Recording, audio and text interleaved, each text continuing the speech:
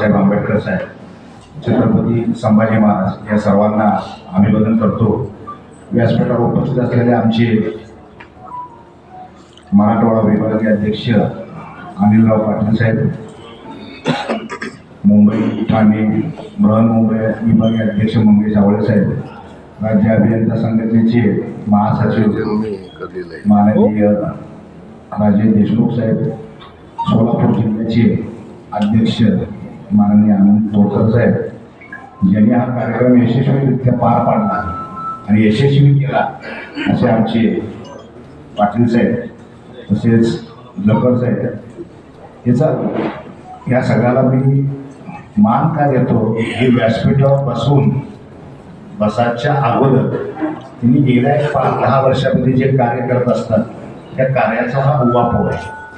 मी जरीच राज्याचा अध्यक्ष असलो, महाराष्ट्र जनता दल महासंघाचा आहे, राज्य अभियंत्याचा आहे, पाणी पुरवठ्याचा आहे, इंजिनिअरिंग काउन्सिल ऑफ इंडिया नवी दिल्ली याचा मी देशाचा कॉर्डिनेटर आहे. 14 फक्त कॉर्डिनेटर देशात, फक्त 14 कॉर्डिनेटर आहेत. जे इंजिनिअरिंग काउन्सिल ऑफ इंडिया ते राज्यातल्या आणि देशातल्या सगळ्या पॉलिटेक्निक आणि इंजिनिअरिंग कॉलेजला मान्यता देतात. भारतातल्या महाराष्ट्रातल्या सगळे प्रोजेक्ट जे सिव्हिल्स असतात, सिव्हिल वर्क, ह्याच्यावर देखरेख करतात, ह्याच्यावर अपॉइंटमेंट्स करतात मोठमोठ्या अशा 14 लोकांमध्ये मी आहे. वयाने सगळ्यात कमी असलेला मी 56 वर्षाचा एकमेव माणूस आहे. जे सगळे सभासद आहेत, जे तुझे कॉर्डिनेटर आहेत, ते सगळे 74, 78, 80 वर्षाचे. हे सगळे अबुधाबी, सगळे बाहेरच्या देशातले. त्याचं कारण काय, इंजिनिअरिंग कॉन्सेप्टला आपली गरज पडली की आपल्या सगळ्या एवढं मोठे नेटवर्क ताब्यात आहे. आता तुमच्या समोर मी सांगायचा उद्देश काय, मी इथं बसल्याबद्दल तुम्ही सगळेजण भाषण करत असताना तुमचा विषय माननीय पवार साहेबांकडे गेला, तुमचा विषय माननीय विधानसभेच्या अध्यक्षाच्या लक्षवेधीसाठी गेला, विधान परिषदेच्या लक्षवेधीसाठी गेला. हे का करत असतो आपण, तर आपल्या लोकांवर इतर लोकांचं भवितव्य प्रचंड मोठं अवलंबून आहे.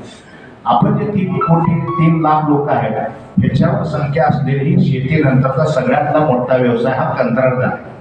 जवळपास माझ्या हिशोबाने 4 ते 5 कोटी लोकांचं आपलं सगळा चरितार्थ ह्याच्यामध्ये अडकण्यात. जेव्हा आपण शासनाला 90,000 कोटी देयकाची बाकी असं जाहीर करतो, तुम्ही विचार करा, महाराष्ट्र राज्याचं बजेट हे वर्षाचं 6.5 लाख कोटी. एक वर्षाचे बजेट जर 6.5 लाख कोटी असेल, त्याच्या अगेन्स्ट 30 ते 35% आपला अधिभार आहे 90,000 कोटी. एवढ्या ह्याचे जर पैसे आपले अडकून पडले असतील, हा राज्याचा विकास जरी 6.5 लाख कोटीचं बजेट असलं, प्रत्यक्षात विकास कामाला किती पैसे येतात? विकास कामाला दरवर्षी अप्रॉक्सिमेटली 1,24,000 कोटी उपलब्ध होते. कधी?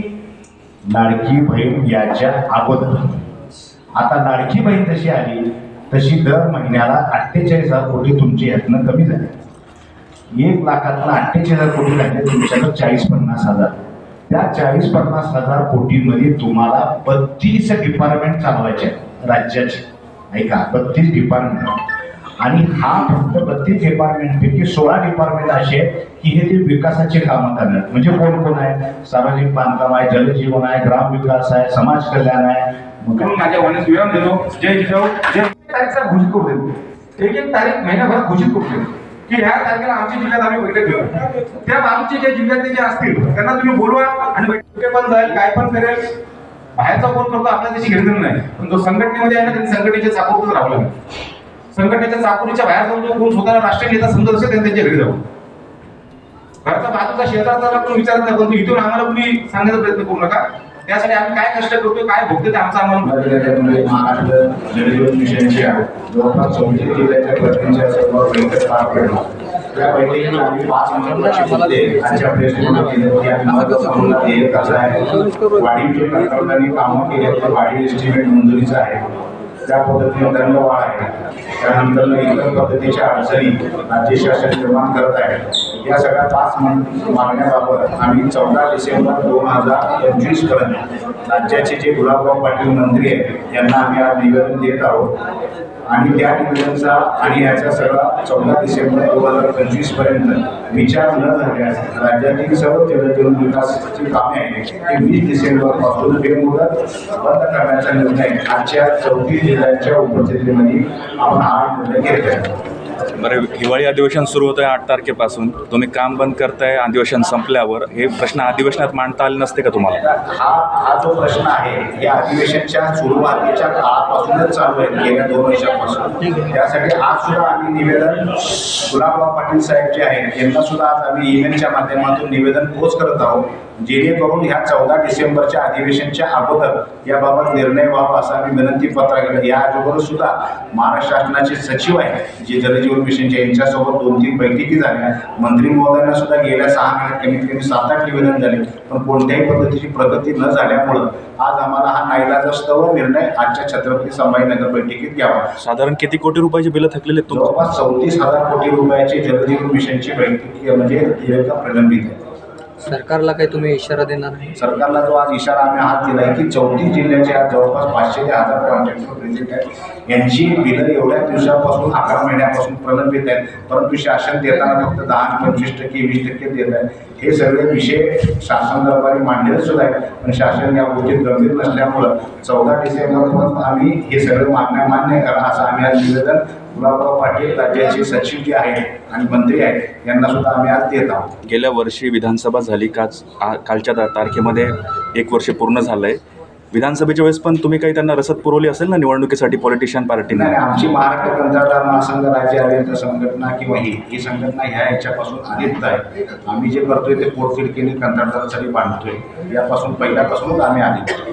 सर, कंत्राटदारांवर प्रचंड प्रेशर आहे का? कारण की तुम्ही आता बोलताना सांगितलं की आपल्या लेकरा बाळांना किंवा पत्नीला नाव सांगून ठेवा, लिहून ठेवा. नेमकं काय प्रकरण आहे? कारण काय की राज्य शासन काम चालू करा, बिल काढल्यानंतर परत अडचणी करणार आहे, मुदत वाढला अडचण आहे, दंड आकार नाही, ह्या सगळ्या स्ट्रेसमध्ये कंत्राटदार असल्यामुळे प्रत्येकाने आपापली माहिती आपल्या कुटुंबाकडे देणं आता काळाची गरज आहे, म्हणून आपण हे करत आहोत. सर, गरज पडली तर घरातला पैसे विकून किंवा काही साहित्य विकून कंत्राटदार प्रपोजल हे करतो, कंप्लीट करतो, पण त्याला एकदम दुय्यम दर्जाची वागणूक, तो मेल्यानंतरही त्याच्या मृत्यूवर प्रश्न उभे करणे. आमच्या बाबतीत अशी घटना घडली. सांगलीचे जे हर्षल पाटील आहेत हे ॲक्च्युली ओरिजिनल सुद्धा अभियंता आहे, बरोबर. कॉन्ट्रॅक्टर होतं, त्याचं रजिस्ट्रेशन सुद्धा होतं, फक्त त्यांनी एका दुसरं काम दुसऱ्याच्या नावावर केलं होतं. पण शासन कॉन्ट्रॅक्टर नाही, हा सेपरेट कॉन्ट्रॅक्टर आहे, याच्यामध्ये दुष्यंत देऊन त्या प्रक्रियेपासून लांब पडण्याचा प्रयत्न केला.